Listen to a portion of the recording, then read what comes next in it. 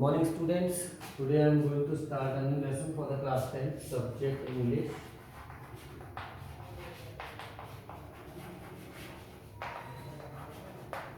Lesson 5 Footprints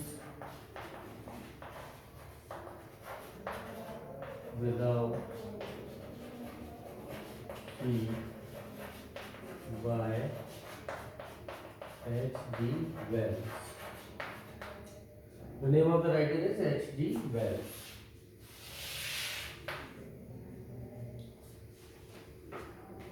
footprints without feet. Students आप सभी जानते हैं कि जो चैप्टर का टाइटल होता है उससे हमें स्टोरी का एक इंट्रोडक्शन मिल जाता है। फुटप्रिंट्स विदाउट फीट, यहाँ पर समझ में आ रहा है कि फुटप्रिंट्स तो बन रहे हैं, पैरों के निशान तो बन रहे हैं, लेकिन बिना पैर के। तो जरूर ऐसी कोई स्टोरी है कि that something is invisible in the story. Now can a man become invisible? In this story, a scientist discovers how to make himself invisible. What does he do next? Student, आपने देखा होगा कि संसार में ये पूरा संसार वैसे देखा जाए तो पूरा एक सीक्रेट से भरा हुआ है, रहस्यों से भरा हुआ है। तो यहाँ पर क्या कोई व्यक्ति गायब हो सकता है? और अगर कोई व्यक्ति गायब हो सकता है तो फिर कैसे? तो यहाँ पर एक साइंटिस्ट के बारे में ये कहानी बताई है कि वो साइंटिस्ट एक ऐसा ड्रग इन्वेंट करता है, ऐसी दवाई बनाता है जिससे कि वो गायब हो सकता है। अब देखते हैं इस स्टोरी में आगे क्या हुआ और उसने क्या किया। The two boys started in surprise at the fresh muddy imprints of a pair of bare feet. What was a barefooted man doing on the steps of a house in the middle of London? And where was the man? Now, hard words in this paragraph: muddy, or mud, bare, without shoes.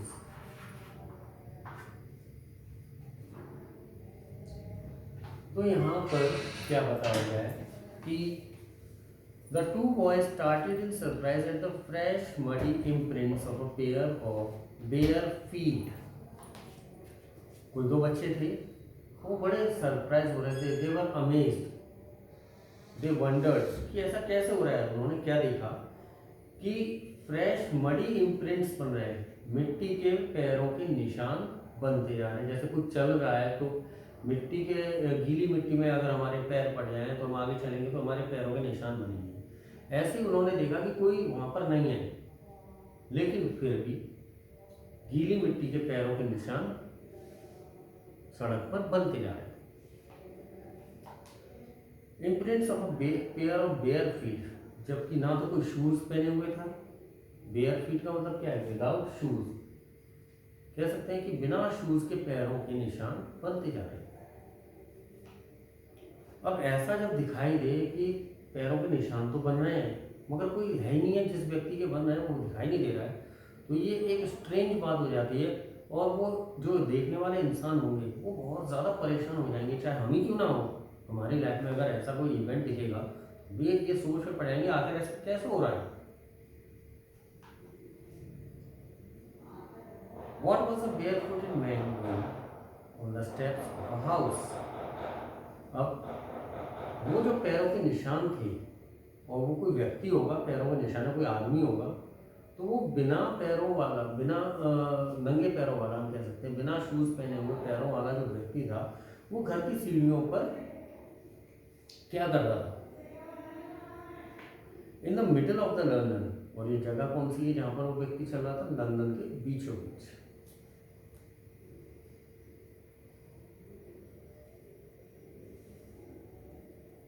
And where was the man? और वो व्यक्ति कहां पर था?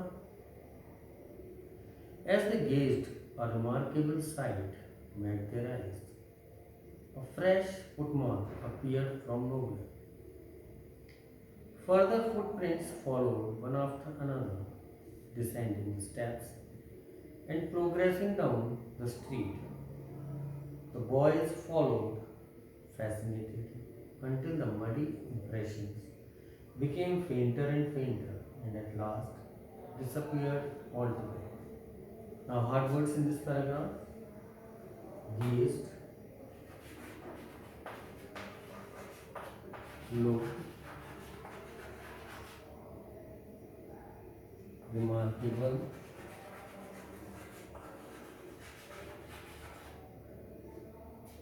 notable,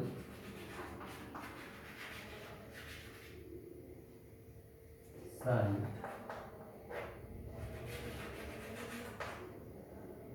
seen, descending,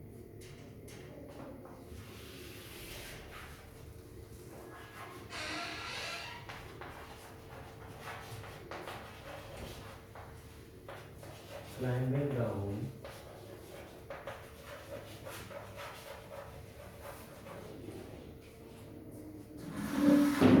fascinated,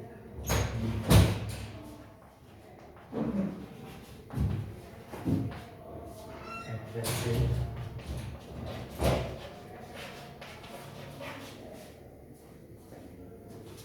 impressions,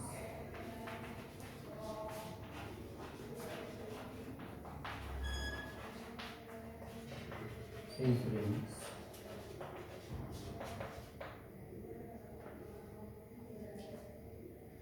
Students, if you want to take a screenshot, then you can take for a while.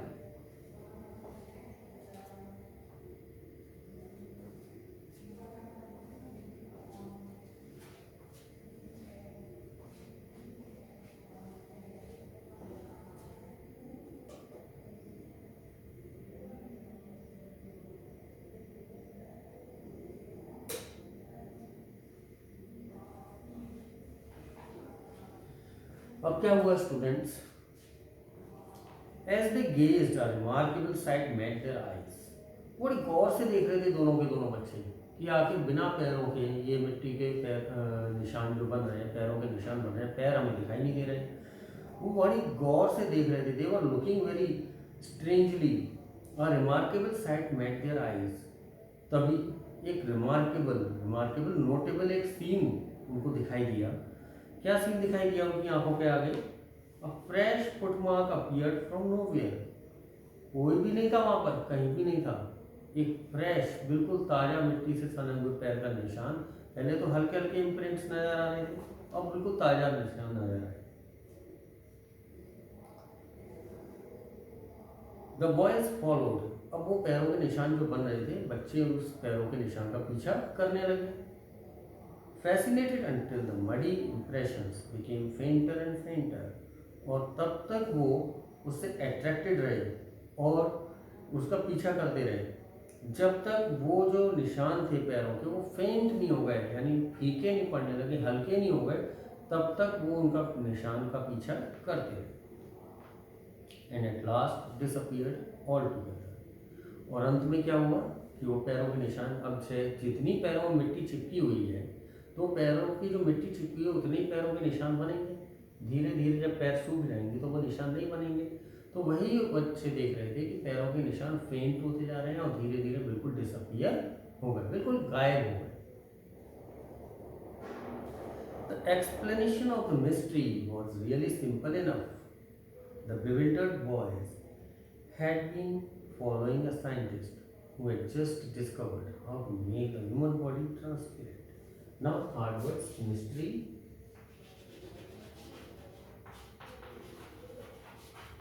Secrets.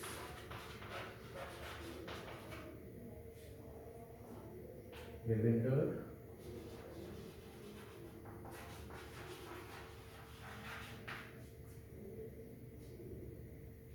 Confused.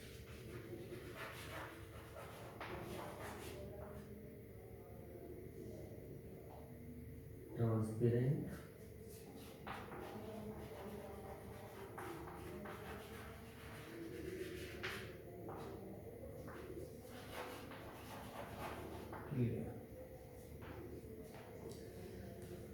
Explanation of the mystery, अभी बच्चों के लिए तो मिस्ट्री बन गई, रहस्य बन गया, सीक्रेट बन गया, क्या कि कोई दिखाई नहीं दे रहा है और पैरों के निशान बनते जा रहे हैं और वो अचानक गायब भी हो गए।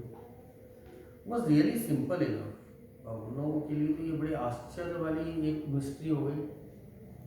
The bewildered boys had been following a scientist who had just discovered how to make the human body transparent, और जो बच्चे कंफ्यूज हो रहे थे, bewildered हो रहे थे, जो उन पैरों के निशान का पीछा कर रहे थे, वो बहुत ज़्यादा कंफ्यूज थे और वो एक ऐसे साइंटिस्ट का पीछा कर रहे थे जिसने ह्यूमन बॉडी को ट्रांसपेरेंट करने की दवा बना ली थी। एक ऐसी दवा की खोज की थी, एक ऐसे वैज्ञानिक का पीछा कर रहे थे जिसने इनविजिबल होने की, इंसान के इनविजिबल होने की दवा इन्वेंट कर ली थी और इसीलिए वो कंफ्यूज हो गए थे कि आखिर कैसे ये पैरों के निशान बन रहे हैं। तो students, in all we can say that up till now in this paragraph, all this paragraph, 3 paragraphs, यहाँ पर बताया गया है कि 2 बच्चे जो कि ये देख रहे हैं कि मिट्टी के पैरों के निशान बन रहे हैं और वो मिड लंदन की बात है, लंदन के बीचों बीच की बात है, और वो पैरों के निशान का पीछा भी करते हैं और तब तक पीछा करते हैं जब तक वो पैरों के निशान फीके नहीं पड़ गए और वहाँ से गायब नहीं हो गए। यहाँ तक कि उन्हें ये नहीं पता था कि आखिर पैरों के निशान किसके हैं, जबकि ये पैरों के निशान किसके थे, एक साइंटिस्ट के। किसके थे? साइंटिस्ट। और साइंटिस्ट कौन है? ग्रिफिन।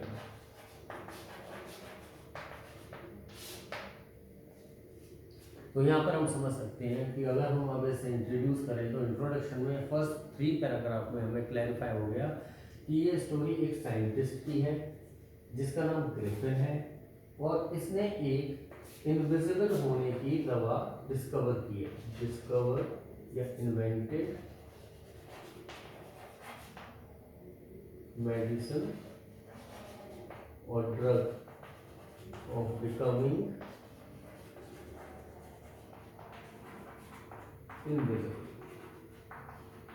तो यहाँ इंट्रोड्यूस करना है, तो अब इस स्टोरी में हमें पूरी तरह से क्लैरिफाई हो गया कि कौन कैरेक्टर है। Main character of the story is Griffin, जिसने एक मेडिसिन को इन्वेंट किया है। ऐसी मेडिसिन है जिससे कोई भी व्यक्ति इनविजिबल हो सकता है और ये यहाँ पर पता लग रहा है, इस तरह से कह सकते हैं कोई चीज इन्वेंट कर रहा है तो ये कौन है? एक साइंटिस्ट।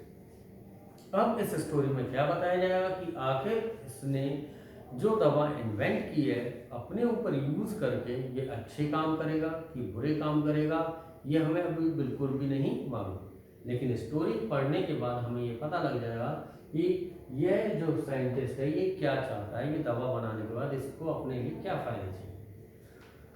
तो स्टूडेंट्स, अभी तक ये अभी रब किया जाएगा या रील्स किया जाएगा, इसलिए अगर आप दोबारा से स्क्रीनशॉट लेना चाहते हो you can take for a while.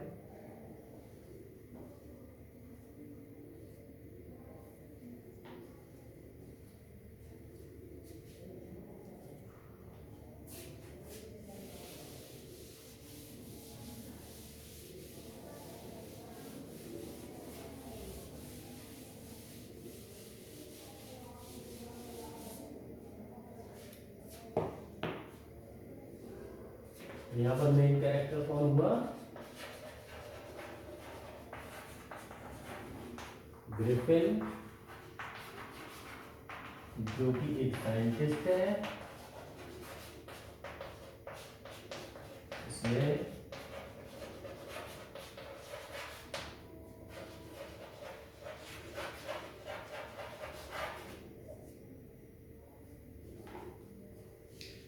Griffin the scientist had carried out experiment after experiment to prove that the human body could become invisible. Finally, he swallowed certain rare drugs and his body became as transparent as a sheet of glass, though it also remained as solid as glass. Now, Griffin, the scientist, had carried out an experiment. Harvard students, invisible,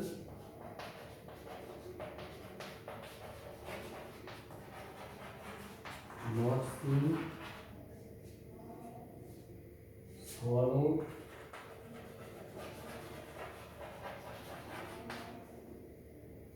gulp down,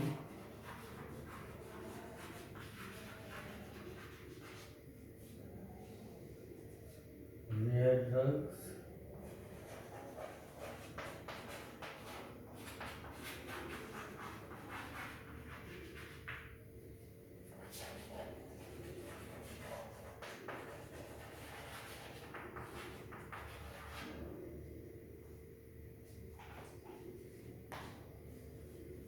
तो इस part 1 में अभी students ही आपका कौन सा चल रहा है, स्टोरी का पार्ट 1।